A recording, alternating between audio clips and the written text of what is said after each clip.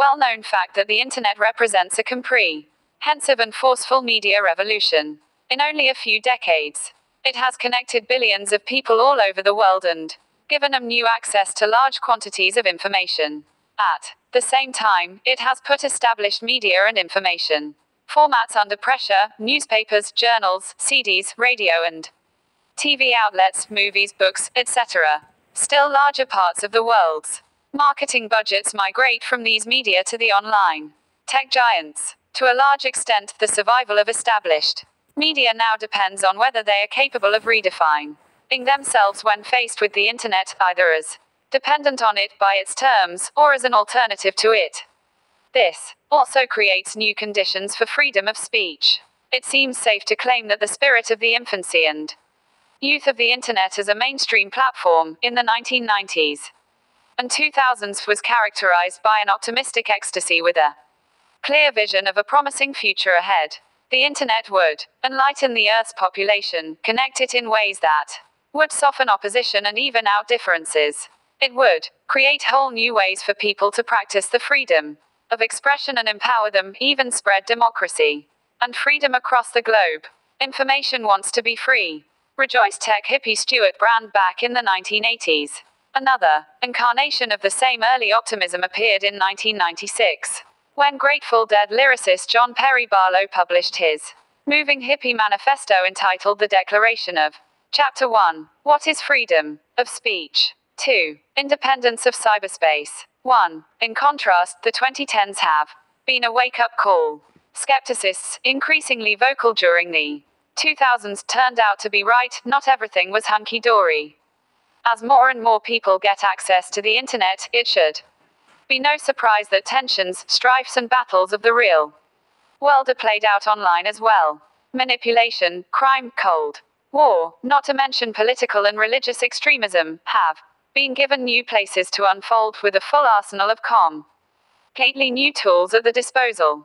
Most likely, the years 2016-2018 will be viewed as a decisive watershed to a new and gloomy way of regarding the internet. In 2016, the election of Donald Trump as new president of the US was accompanied by high online activity, in which a Russian troll factory internet research agency in St. Petersburg, Russia, created false Facebook groups with many different extremist agendas. They sent carefully selected voters messages disguised as Twitter messages from American senders. This was a tremendous effort to affect the US elections and gave rise to heated debate on fake news and how to fight them.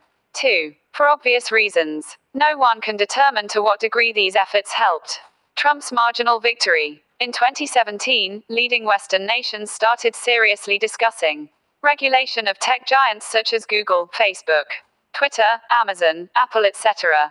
The EU Commission ordered 1. Barlow, J.P. A Declaration of the Independence of Cyberspace. Electronic Frontier Foundation. The 2nd of August 96. 2. The concept of fake news exploded and quickly degenerated into a swear word used by many to insinuate that their opponents are downright liars. At its core, fake news referred to commercial websites, such as nationalreport.net and many others, who produce fake news to attract user searches in order to sell adverts, but it also refers to more or less elegantly planted fake news material by hostile powers. As early as 2017, one of the inventors of the concept, Craig Silverman, distanced himself from this now watered-down concept. C. Silverman, I helped popularize the term fake news, and now I cringe every time I hear it. BuzzFeed News. December 31, 17. Chapter 1. What is freedom of speech? 3. Google to pay a hefty fine for promoting its own products.